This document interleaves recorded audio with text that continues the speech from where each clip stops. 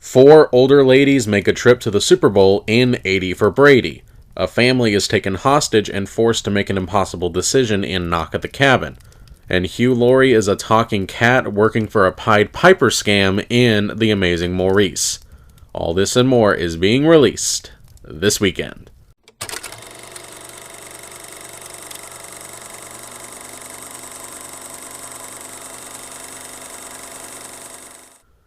Hello guys, I am the Hick Critic, here bringing you my opinions of the films that were just released. As always, keep in mind these are my own personal opinions. Feel free to check out any of the films that seem interesting to you, and if you do decide to see any of the films reviewed today, make sure to comment below what you thought of it to possibly have it featured in an upcoming episode. Alright, let's dive right in. The first film tonight is 80 for Brady, ostensibly inspired by a true story about a group of elderly best friends, played by Lily Tomlin, Jane Fonda, Rita Moreno, and Sally Field, who are all Patriots fans, particularly that of Tom Brady, and they all head down to Houston to enjoy Super Bowl 51. And honestly, that's about it. It's pretty straightforward, but just because something's straightforward doesn't mean it's bad, and this is a good example of that. One of the things this movie does a good job at is capturing the sense of community that doing something like rooting for a sports team can build. And it focuses on the little things too, like the superstitions that you partake in to help your team, and it handles those elements quite playfully. And the actresses are all great, especially Sally Field, and they all bounce off of each other really well. They have a good repertoire with each other, and while they're not absurdly well-defined characters or anything like that, they're given just enough distinct personalities to make you like and root for them. And they're all given struggles, and the way they talk to each other about them does give this film a really sweet feel. And I was kind of digging the low-key vibe this movie had for the majority of the runtime. It's just kind of them going to the NFL experience, having fun, interacting with the fans, participating in contests, and I appreciated it. I always appreciate films that don't feel the need to try to keep escalating, but rather just goes with the flow. And I did find myself chuckling or even laughing quite a bit. Although, unfortunately, some of the film's best jokes are in the trailer, so yeah, heads up there. And there are a few really nice scenes, like the flashback showing how the four best friends wound up becoming such big Tom Brady fans in the first place. It's overall just a film that has a nice and entertaining feel to it. Where this film starts to lose me a bit is the third act. Once they get in their seats, the film is largely trying to build up the tension about whether or not the Patriots are going to win the Super Bowl, even though anybody with even the most basic understanding of NFL history knows that the Patriots are going to make a comeback.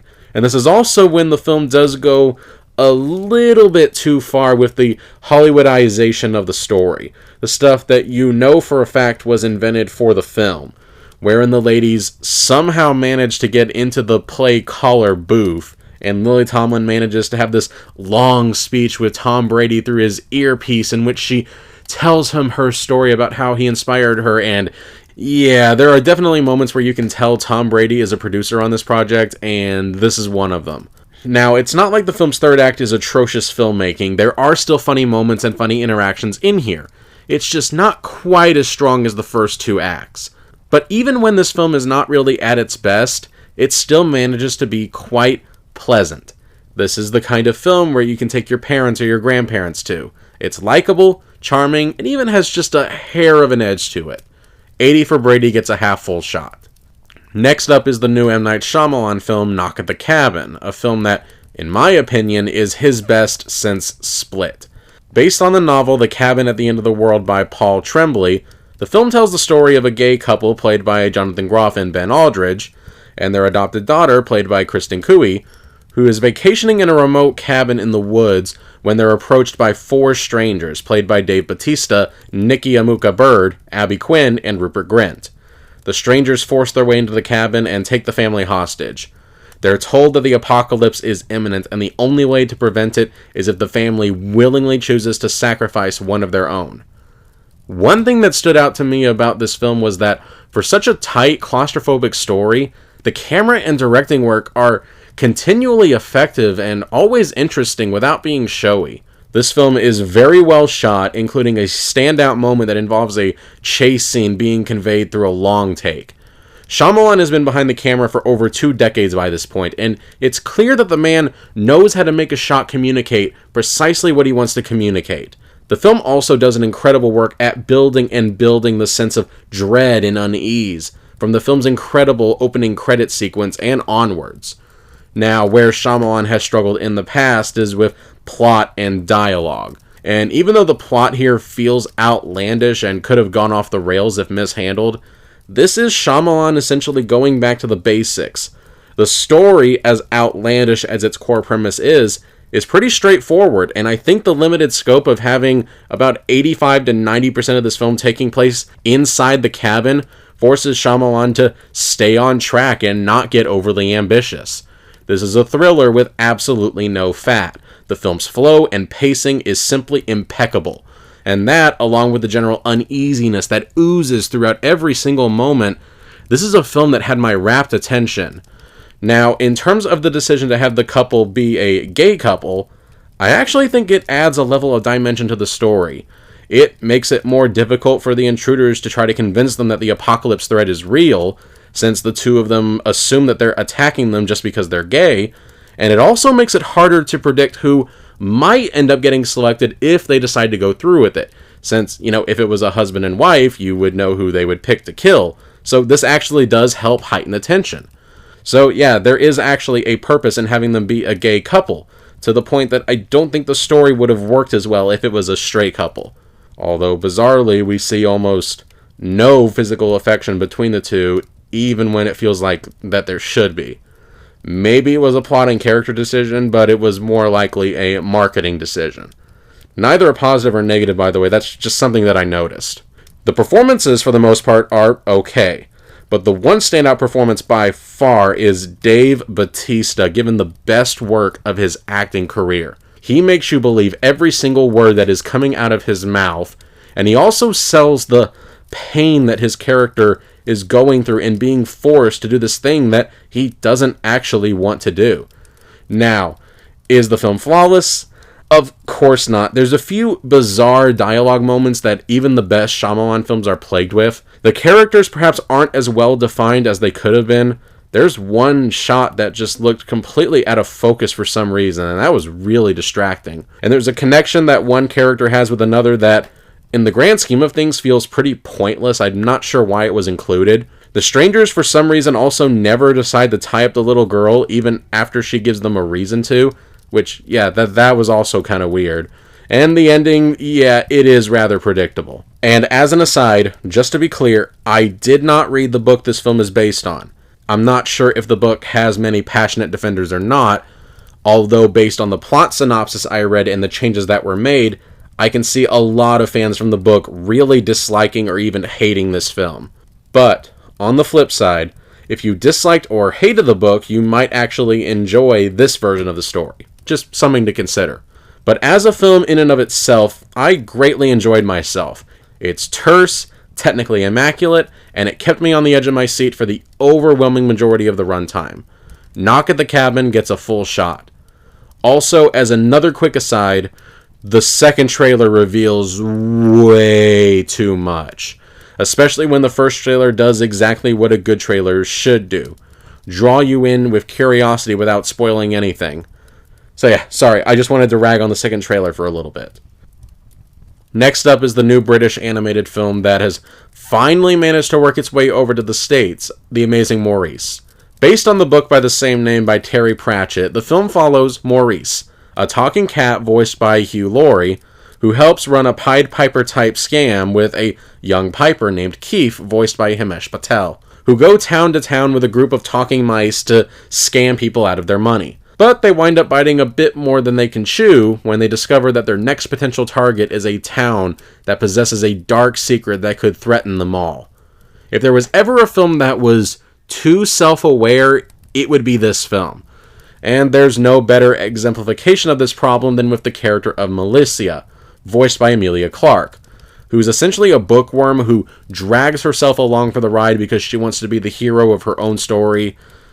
And good grief, was this character annoying. I swear, if I have to hear one more line about, this is how they did it in this story, or this is the part where the secret passageway appears, or this is what's called foreshadowing, I'm going to take a Lego piece and jam it into my ear.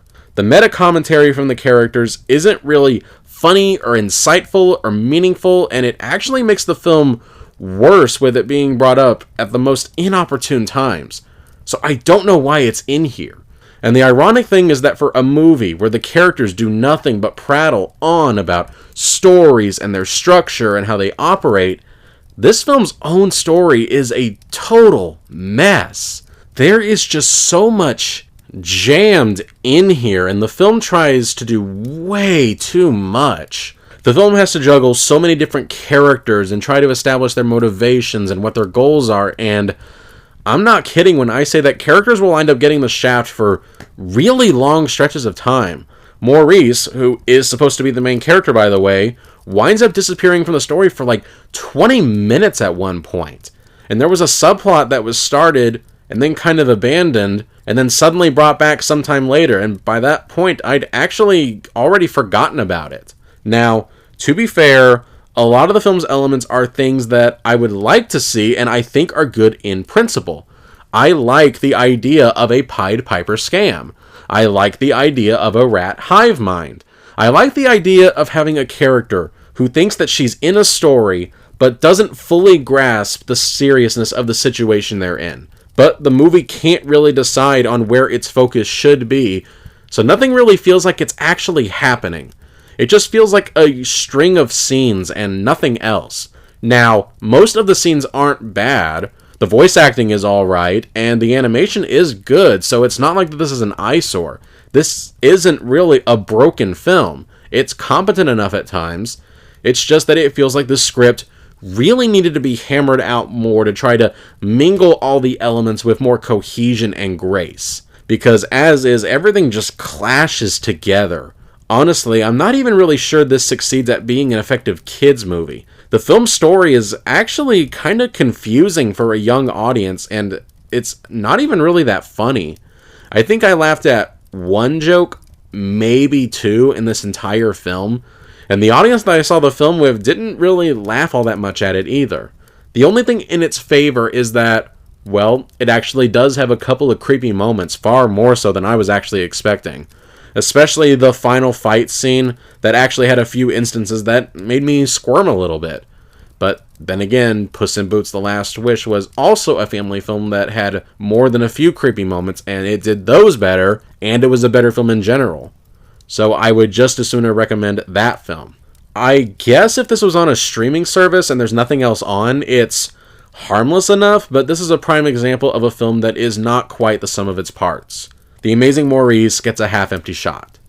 Next up is the new Netflix film True Spirit, which tells the true story of the Australian teenager Jessica Watson, who became the youngest person to sail around the world by herself.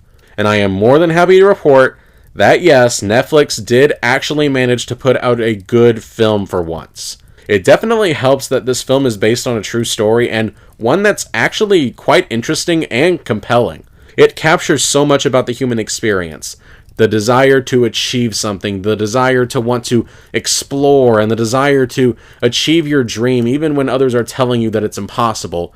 And it does all that without ever feeling preachy. Inspirational films can become too saccharine if mishandled.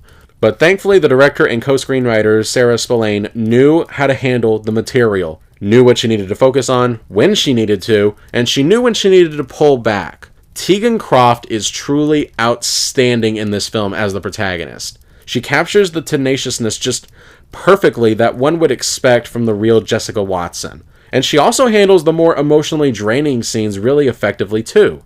Don't be too surprised if you see more of her in the future. And you really get a sense of scope, both from the filmmaking and from her performance. Just how difficult and grueling this experience was for her.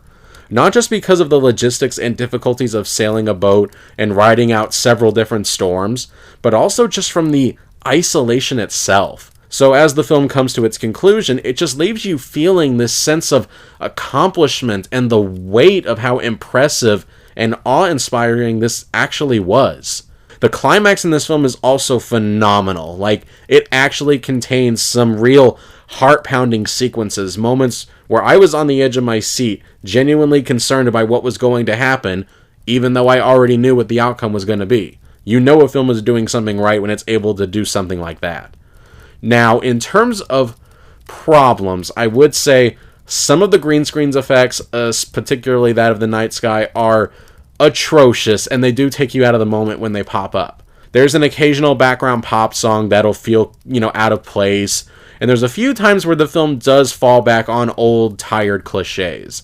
Like when Jessica and her mentor Ben have a falling out, and they both snap at each other, and they both part ways for a bit, and yeah, come on, this wasn't needed. The story is compelling enough on its own. Why do we need this forced drama? But honestly, none of those problems significantly hurt the film, because at the end of the day, this film manages to win you over with its infectious, tenacious spirit. The film makes you feel for these characters, from her to her family and her mentor, and it really helps you understand Jessica in particular, why she wants to do this, the struggles and hardships that she faced, and you wind up rooting for her all the way.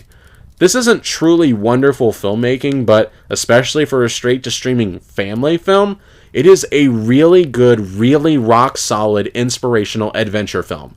One that, I would say, truly is for the whole family. True Spirit gets a full shot.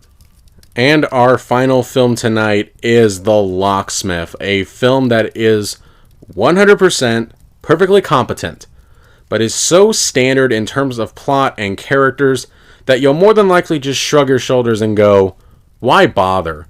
After a robbery gone bad, a thief and picklock played by Ryan Philippe gets out of prison after 10 years and works to turn his life around, and hopes to get back in the good graces of his ex-fiancée and their young daughter, played by Kate Bosworth and Madeleine Guibault, respectively. But when a friend from the past asks for his help, he decides to pull one last job, only for it to spiral into dangerous consequences. If the plot sounds at all familiar, that's because this film is essentially the plot of many, many different crime dramas. The film's premise is so stock, this feels more like a writing exercise that an aspiring screenwriter might write to try to get some practice at writing a script. And if I'm being honest, the story isn't told badly. I mean, there's not a ton of moments where you're left scratching your head. The film is a definite work of craftsmanship. The film is internally consistent, things are properly set up for later, and the film understands the idea of slowly ratcheting up the tension. But the problem is that, for as adequately constructed as this film ends up being, absolutely nothing is added to help this stand apart from the crowd. There's no unique gimmick, there's no clever twists and turns, and the characters aren't even that well written, so you don't really care what happens to them. It doesn't help that many things are telegraphed so badly that you know precisely what's going to happen. Let's just say the law of conservation of detail is not this movie's friend. For example, the main character teaches his daughter how to pick a lock. Gee, I wonder if that's going to be important later. And if you've ever seen any film with even a remotely similar premise, you can very easily guess what the film's big twist is going to be. The result is a film that is so predictable and by the numbers. The characters that you think will die, do die, and the characters that you think will live. There's nothing surprising here. The acting is fine, I guess. With the exception of Ving Rhames, who stands out just by being Ving Rhames, nobody does work here that even makes an attempt to rise above the material. The dialogue in this film is so substandard and so generic that you can make a drinking game out of predicting the next line. The directing is also fine. I mean, it's shot well enough that you can tell somebody behind the camera knew what they were doing, but a lot of the camera compositions are boring and visually unengaging. I'm honestly not even sure what I can really say about it. It's an okay-ish film that is completely competent in pretty much every single way. There's nothing about it that annoyed me or made me angry. It's just a film that somebody made, and it's now a film that exists, and that's about all you can say about it. The Locksmith gets a half-empty shot. And now here's a quick recap of what I thought of the films reviewed for the week of February 3rd, 2023. A half-full shot for 80 for Brady. A likable film that largely puts the focus on where it should, the friendship between the four ladies. The film is currently in wide release. A full shot for Knock at the Cabin, a terse, white-knuckle, and uneasy thriller with a surprisingly fantastic turn from Dave Bautista. The film is currently in wide release. A half-empty shot for The Amazing Maurice, a film that is far too self-aware for its own good. The film is currently in wide release. A full shot for True Spirit, a slightly cliched but ultimately tenacious film about the human desire to achieve the impossible. The film is currently available for streaming on Netflix. And finally, a half-empty shot for The Locksmith, a film that's largely adequate and acceptable, but is too predictable to be all that intriguing. The film is currently available on VOD and in limited theaters. So, actually, not that bad a week for films, all things considered. Even the films that I didn't really care for weren't terrible. But the two big winners of the week are Knock at the Cabin, which was a lot better than I was expecting, and also surprisingly True Spirit, which I really hope doesn't get buried in the Netflix algorithm, because I actually think it's a very enjoyable family film. And remember, if you want to see any of my early thoughts of any film that I watch, or to read more of my reviews, make sure to check out my Letterboxd account. The link to that is in the description below. That's it for this week. Next time, Channing Tatum returns to the stage for one last hurrah in Magic Mike's Last Dance. And Reese Witherspoon and Ashton Kutcher are two best friends who decide to swap lives for a week in Your Place or Mine. Make sure that you're subscribed so that you don't miss any upcoming episodes. Have a good day, and I'll see you next weekend.